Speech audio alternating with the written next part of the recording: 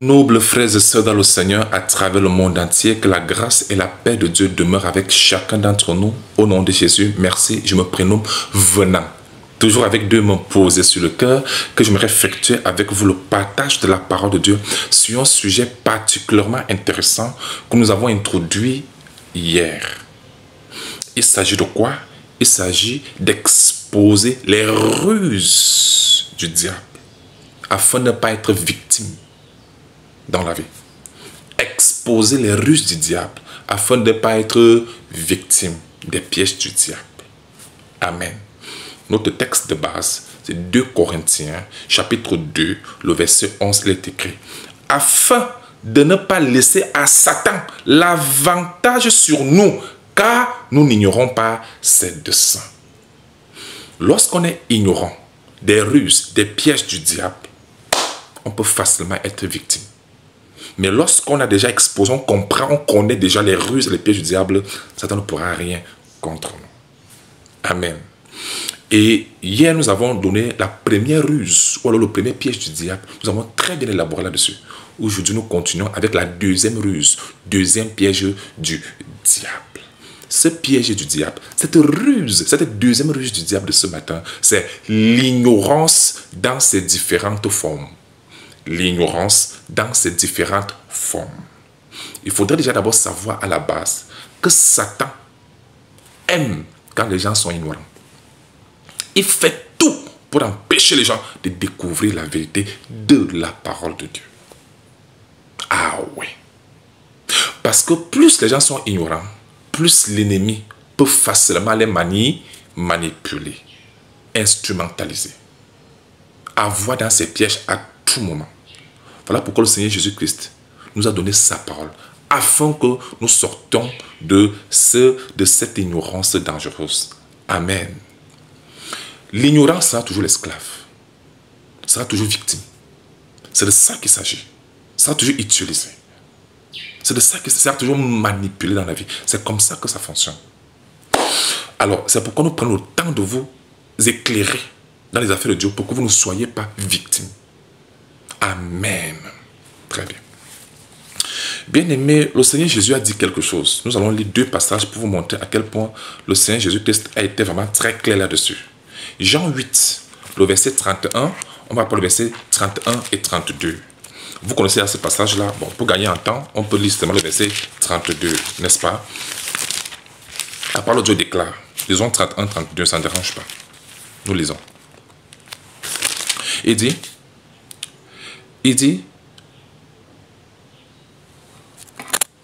Jean 8, 31, 32 est écrit, et il dit aux Juifs, Jésus-Christ parle, qui avaient cru en lui, si vous demeurez dans ma parole, vous êtes vraiment mes disciples. Le signe qui montre que voici un véritable disciple du Seigneur, c'est sa passion, son attachement et son zèle pour la parole de Dieu. Dommage qu'au jour d'aujourd'hui, ça devient de plus en plus rare. Attention.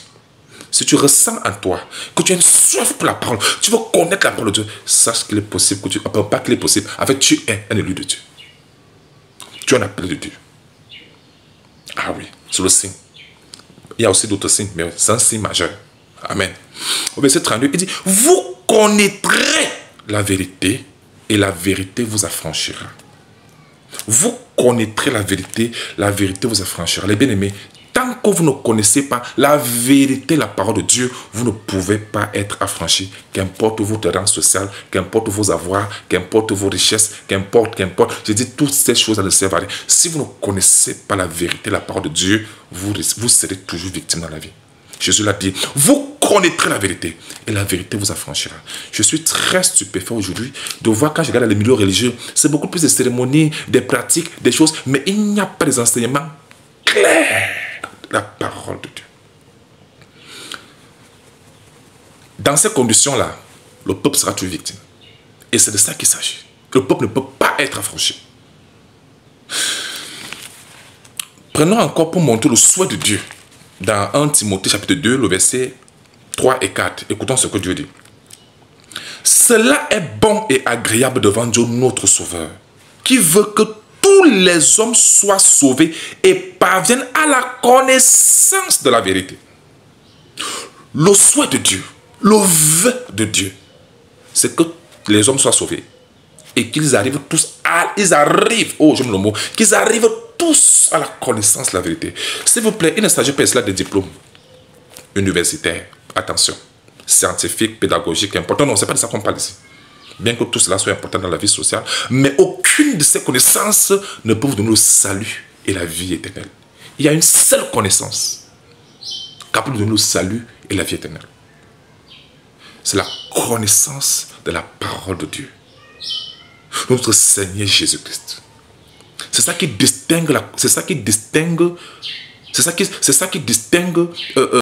connaissance de Dieu des autres connaissances scientifiques, connaissances ancestrales, qu'importe, africaines, appelez ça comme vous voulez, historiques. Mais la seule connaissance capable d'affranchir l'âme, l'esprit d'une personne, donner le salut et la vie éternelle, c'est la connaissance de la parole de Dieu. Christ dans notre vie, voilà ce qui sauve l'âme et donne la vie éternelle. Amen. Alors que personne ne vienne vous embrouiller, impacter, impressionner avec des thèmes philosophiques, des thèmes tellement scientifiques, tellement compliqués. Non, non, laissez ça. Tout cela, c'est bien beau, mais ça ne peut pas donner le salut et la vie éternelle à ton esprit, à ta vie. Voilà pourquoi la seule connaissance, c'est la connaissance de notre Seigneur Jésus-Christ sur la base de sa parole. Voilà la seule connaissance capable de sauver ton âme et te donner la vie éternelle. Gloire à Dieu. Amen. Pourquoi négliger ce qui peut sauver ton âme et te donner la vie éternelle? Pourquoi négliger cette connaissance-là?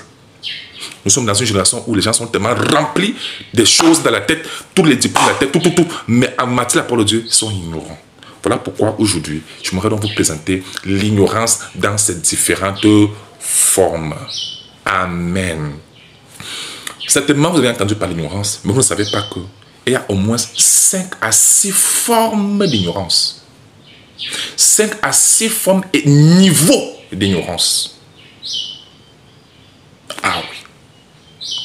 Si vous voulez le savoir, suivons dans la suite. Amen. Bien aimé, la première forme d'ignorance, c'est une ignorance totale.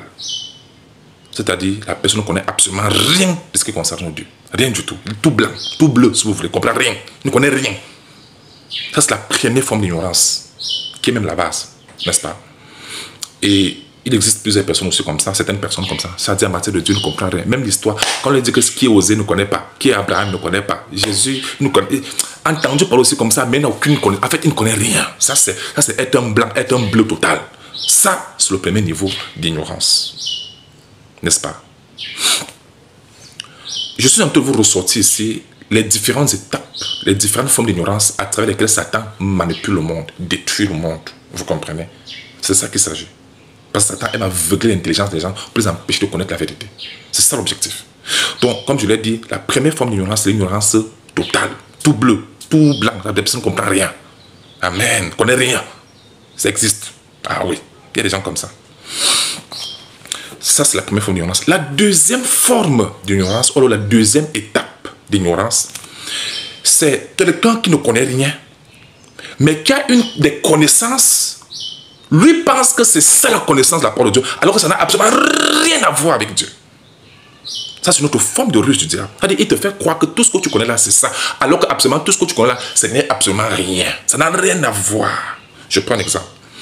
Quelqu'un peut avoir un doctorat en sciences politiques, en sciences, je ne sais pas trop. Et il pense qu'avec cette connaissance, ça veut dire qu'il connaît à Dieu. En réalité, ça n'a absolument rien à voir avec la véritable connaissance qui donne le salut et la vie éternelle. Ce n'est pas parce que tu as le diplôme que ça veut dire que tu connais la parole de Dieu. Non.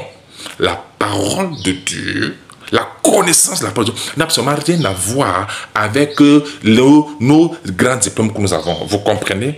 Alors que beaucoup pensent que, ayant acquis tellement de connaissances historiques, ancestrales, ainsi de suite, scientifiques, astronomiques, ils pensent qu'avec ça, ils connaissent Dieu. Non. Ça, c'est une autre forme d'ignorance. Une forme d'ignorance où la personne pense que c'est qu'il connaît, le bagage intellectuel qu'il a, la connaissance qu'il a, ça veut dire que c'est ça qui est Dieu. Alors que ça n'a absolument rien à voir. Cette personne s'appuiera toujours sur ses analyses, ses intentions, sa façon de voir, ses imaginations, pensant connaître la parole de Dieu. Donc, ils ne connaissent pas. Ça, c'est la deuxième forme d'ignorance.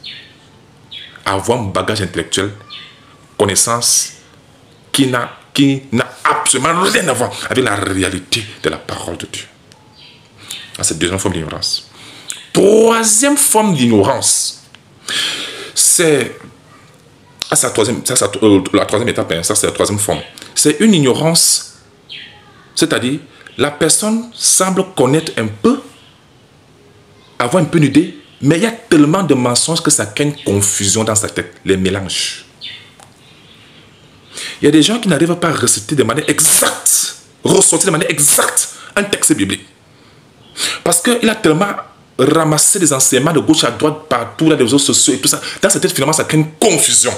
Il ne sait plus si c'est vraiment écrit. Donc, c'est mélangé. C'est mélangé. Et beaucoup se retrouvent dans cette confusion-là. Quand tu lui poses une question sur Dieu, il va mélanger la parole et ce que les hommes ont dit, ce qu'il a entendu et tout ça. C'est le genre de personnes qui font, j'appelle ça la religion du Congossa. C'est quoi la religion du Congossa? Le Congossa, ça veut dire que on m'avait dit que il paraît que j'entendais souvent dire et tout. Non. Est-ce que toi tu n'as pas lu ça? Qu'est-ce que toi tu as lu? C'est comme ça. Donc le fait d'emmagasiner tellement de choses à gauche à droite, prendre partout, sans base, à la fois ça crée une confusion dans la tête. Les gens sont embrouillés et c'est exactement ce qui arrive à plusieurs personnes aujourd'hui. Ça c'est la troisième forme d'ignorance. Où tout est embrouillé, mélangé dans la tête là. Ils n'arrivent pas à distinguer ce que Dieu a dit de ce que les hommes ont dit. Or, il est écrit dans Isaïe 55, verset 8 que mes pensées ne sont pas vos pensées, dit l'Éternel. Mes voix ne sont pas vos voix, dit l'Éternel. Il y a beaucoup de cela. Ils sont saturés des enseignements des hommes, de ce qu'ils ont entendu des autres partout. Mais en détail, ils ne savent même pas si c'est vraiment écrit. Ils n'ont même pas encore regardé ça. Ils ne peuvent pas retracer que c'est écrit. C'est ça, ce mélange-là. Cette confusion-là. Satan aime que quand tu connais plus de détails, il te mélange avec beaucoup de mensonges, beaucoup d'embrouilles, de confusion des hommes. Ça crée la confusion. Ça, c'est la troisième forme d'ignorance. Qui fait toujours partie des ruses du diable. Quatrième forme d'ignorance. C'est du genre... la personne commence à découvrir la vérité, la connaissance. Mais sauf que sa connaissance est incomplète. Et quand vous avez une connaissance incomplète, mes bien-aimés, vous arriverez toujours à des conclusions erronées, des mauvaises conclusions. Vous savez, est-ce que vous êtes déjà arrivé un jour dans une affaire? Vous ne connaissez que le début, vous ne connaissez ni le milieu ni la fin. Et puis, parce que vous ne connaissez pas le début, vous vous arrêtez là, vous jugez, vous prenez une position, vous déclarez. Cela vous rend très ridicule. C'est ce qui arrive à plusieurs personnes. Ils ne connaissent qu'une partie, mais ne connaissent ni le début, ni la fin de l'histoire. Et c'est bien que quand ils prennent position, ils disent des choses qui n'ont absolument rien à voir. Ça, c'est une connaissance ridicule. Parce que c'est une connaissance incomplète des affaires de Dieu. Que dit 1 Corinthiens 8, le verset 2? Il est écrit. Si quelqu'un croit savoir quelque chose, il n'a pas encore connu comme il faut connaître. Si quelqu'un croit savoir, est-ce que tu crois connaître? Si tu crois connaître la parole de Dieu, les affaires de Dieu, le Seigneur dit que tu n'as pas encore connu comme il faut connaître. Là, il faut compléter cette connaissance-là. Je vais vous prendre un exemple terre à terre pour que vous puissiez bien comprendre. Tout le monde sait que Jésus-Christ est fils de Dieu, n'est-ce pas? Tout le monde le sait. Il y a des signes où Jésus-Christ prouve à tous les niveaux, il parle même de ça, fils de Dieu à tous les niveaux. Ça, c'est d'accord. Il n'y a rien à dire là-dessus. Cependant, les gens ne savent pas que ce même Jésus-Christ, qui est fils de Dieu, est également Dieu. Parce qu'il faut compléter la connaissance là. C'est toujours écrit. Tu vas me dire, c'est écrit où? Je te lis 1 Jean 5, le verset 20. Je te lis la version Semeur. Toutes les versions disent la même chose, mais la version Semeur est beaucoup plus claire, explicite là-dessus. Il est écrit. Mais nous savons aussi que le Fils de Dieu est venu et qu'il nous a donné l'intelligence pour que nous connaissions le Dieu véritable. Ça prouve que cette intelligence n'est pas donnée à tout le monde. Il n'y a que Christ pour donner cette intelligence à ses élus. Ce n'est pas tout le monde qui a la connaissance là. Jésus-Christ est venu donner une intelligence spéciale, différente de ce que nous avions autrefois. Il dit, nous savons que le Fils de Dieu est venu et qui nous a donné l'intelligence pour que nous connaissions le Dieu véritable. Donc pour connaître le Dieu véritable, ce n'est pas donné. Il dit, Ainsi, nous appartenons au Dieu véritable par notre appartenance, par notre union à son Fils Jésus-Christ. Ce Fils est lui-même le Dieu véritable et la vie éternelle. Ça, c'est une connaissance que les gens n'ont pas, qui doit se compléter à ce qu'ils connaissent déjà. Apprenez à compléter ce que vous connaissez, les bien-aimés. Sinon, vous serez toujours bancal dans vos raisonnements. Vous comprenez? Donc, ça prouve que Jésus-Christ est 100% homme, 100% Dieu. Il est 100% fils de Dieu, 100% Dieu. C'est la même Bible qui donne l'information. Et c'est ce pourquoi quand il dit celui qui m'a vu a vu le Père, ce n'est pas étonnant. Parce qu'il est un esprit Dieu, physiquement il est homme. Tu vas me dire, mais c'est impossible. Pourquoi voulez-vous limiter Dieu? N'est-ce pas Dieu Tout-Puissant? N'est-ce pas? Est-ce que Dieu ne peut pas se présenter aux hommes sous une forme humaine? Il peut le faire, n'est-ce pas? Il l'avait fait avec Abraham dans Genèse 18, non? Il a apparu à Abraham physiquement, face à face, ils ont mangé ensemble, ils ont causé ensemble. L'Éternel, accompagné de 2 anges qui avaient aussi la forme humaine. Est-ce impossible à Dieu? Rien n'est impossible à Dieu. Dieu peut bien se présenter, Dieu peut jouer plusieurs rôles, apparaissant sous plusieurs formes, à différents endroits, pourtant c'est le même Dieu. C'est ça qu'on appelle omniprésence de Dieu. C'est normal, non? Est-ce quelque chose d'impossible à Dieu? Non, rien n'est possible à Dieu. C'est tout à fait naturel que Dieu vienne sous une forme humaine pour sauver l'humanité. Qu'est-ce qui est difficile dans ça? Ça prouve que les gens sont limités dans leur tête. Ils limitent Dieu dans leur tête, mais pourtant dans la réalité, Dieu est tout puissant. Il va au-delà de la pensée humaine. L'homme ne peut pas limiter Dieu dans ses actions. Amen. Jésus-Christ est 100% homme, comme vous le connaissez. Il est aussi 100% Dieu, tel que la parole le déclare. Voilà pourquoi dans certaines occasions, il parlait comme un homme. Dans certaines occasions, il parlait comme Dieu lui-même. C'est ce qu'on vous dit, c'est ce que les gens ne connaissent pas. Mais pourtant, c'est ça. Quand on dit que Jésus-Christ est le grand Dieu de Dieu manifesté en chair, devenu homme, les gens sont étonnés. Alors que c'est la vérité. Donc, mes bien-aimés, faites l'effort de compléter ce que vous connaissez, en méditant encore davantage. Il y a beaucoup de versets que vous allez découvrir. Vous allez vous rendre compte que vous connaissez qu'en partie, sans vraiment connaître totalement comme ça se doit, en ce qui concerne le salut. Je dis en ce qui concerne le salut et la vie éternelle. Jésus-Christ nous a tout donné, l'enseignement. Donc, la connaissance sur la parole de Dieu, elle est trop complète en ce qui concerne le salut et la vie éternelle. Amen. Donc, quand il dit que nous connaissons en partie, c'est par rapport à toute la connaissance universelle. Mais en ce qui concerne le salut, tout est dit, tout est ok, tout est clair, tout est propre, tout est au complet. Jésus l'a dit, tout est accompli, tout est clair. Amen. Donc, la quatrième forme d'ignorance que je vous disais, c'est une connaissance incomplète. Et c'est une connaissance très dangereuse. Si vous ne complétez pas ce que vous connaissez, mes bien-aimés, vous aurez toujours un raisonnement bancal. C'est toujours le diable qui empêche les gens de compléter ce qu'ils commencent à découvrir. Si tu as commencé à découvrir la vérité, vas-y jusqu'au bout. Il y a des choses que tu vas encore découvrir. Ça te permettra d'avoir des manières plus claires. Amen.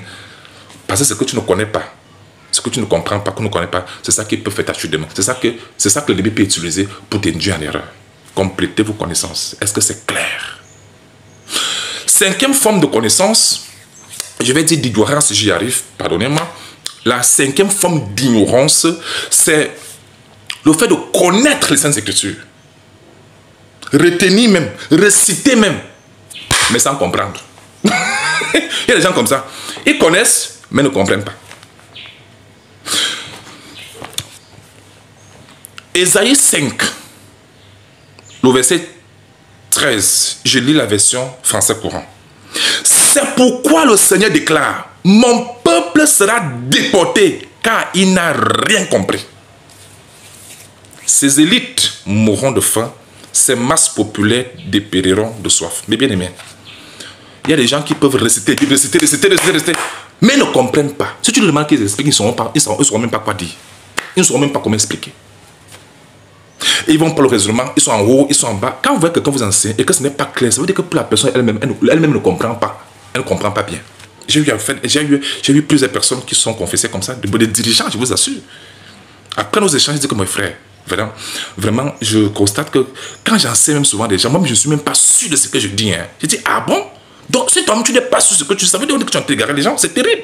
Mais bien aimé, vous savez,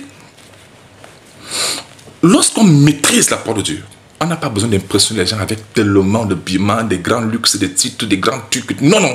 Quand tu parles, on sait que voilà, on connaît ça. C'est trop clair.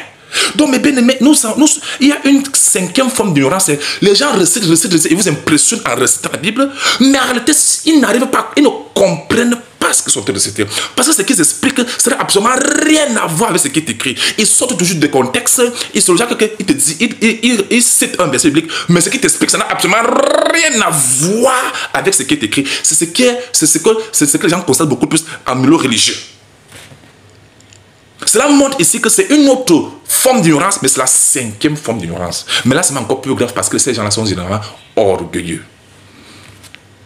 Mais les gens qui ne connaissent pas la parole de Dieu, qui ne comprennent même pas, dès qu'on a 1, 2, 3 versets bibliques, même hors de contexte, ils vont se dire oui, c'est la vérité. Alors qu'en réalité, ce n'est pas ça. La connaissance de la parole de Dieu, c'est une chose. Mais la compréhension, pour avoir la compréhension, là, il faut le Saint-Esprit. Si tu n'as pas l'Esprit de Dieu, tu ne peux pas comprendre. Tu peux beau réciter parce que tu es intelligent, naturellement, mais tu ne peux pas comprendre. Ce n'est que par l'Esprit de Dieu qu'on comprend les Saintes Écritures. Amen. Et il faut savoir la vocation. Voilà pourquoi Jacques 3, le verset 1 déclare, Jacques a dit, mais bien aimés frères, qu'il n'y a pas parmi vous un grand nombre de personnes qui se mettent à enseigner, car nous savons que nous serons jugés plus sévèrement. L'enseignement, ce n'est pas pour tout le monde. Les gens déclarent des choses, mais sans comprendre, sans être capable d'expliquer de manière claire ce qu'ils ont déclaré. Amen. Amen. C'est pas donné, hein. C'est pas donné. Et 6e forme d'ignorance, c'est une ignorance brutale que j'appelle l'ignorance de rébellion. Une ignorance rebelle. C'est la 6e forme. C'est-à-dire, la personne ne connaît pas. Non seulement la personne n'avoue pas qu'elle ne connaît pas, mais la personne est hostile, fait opposition quand tu vas porter la parole. Soit il t'agresse, les violents, t'insultent, les rebelles. Ça dit que je ne veux pas connaître, pardon, quitte là avec ça, je ne veux pas, non, non.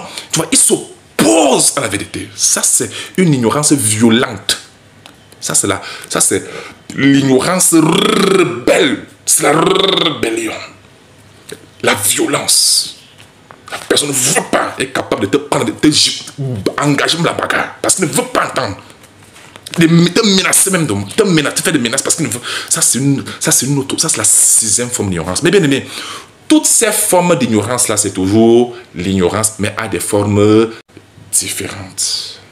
Mais bien aimé, si vous voulez connaître la vérité, pour être affranchi, tel que Dieu le souhaite toujours, soyez humble. Apprenez, posez des questions pour être éclairé. Vous-même imprégnez-vous de la parole de Dieu pour être sûr que ce qu'on vous dit, c'est vraiment ce qui est écrit. Car beaucoup manifestent ces 6 formes d'ignorance, mais vous n'arrivez pas à distinguer. Donc il faut savoir qu'il y a beaucoup d'ignorants qui sont aussi là en train de prêcher partout, enseigner tout ça. Mais en réalité, ce qu'ils expliquent, ça n'a absolument rien à voir avec la réalité. Avec la réalité, en plus de ça, c'est même pas clair la tête des gens. Ce n'est pas tout le monde qui est capable de clarifier de manière claire et simple la parole de Dieu. Il faut être un envoyé de Dieu. Amen. Sur ce point, j'aimerais m'arrêter là pour aujourd'hui pour faire comprendre que attention à l'ignorance. Le seul remède à l'ignorance, c'est d'apprendre, c'est d'étudier, c'est d'écouter la parole de Dieu, c'est de vous imprégner la parole de Dieu, c'est l'acquisition de la connaissance de la parole de Dieu. Bien-aimé, qu'importe votre bagage de connaissances que vous avez acquis dans le monde, si vous ne connaissez pas la parole de Dieu, si vous mourrez, vous irez en enfer. Parce que la seule connaissance de la parole de Dieu, c'est elle qui sauve l'âme et donne la vie éternelle. Imprégnez-vous toujours la parole de Dieu, tant qu'il est encore temps, avant qu'il ne soit trop tard. En bon attendeur, salut, ciao.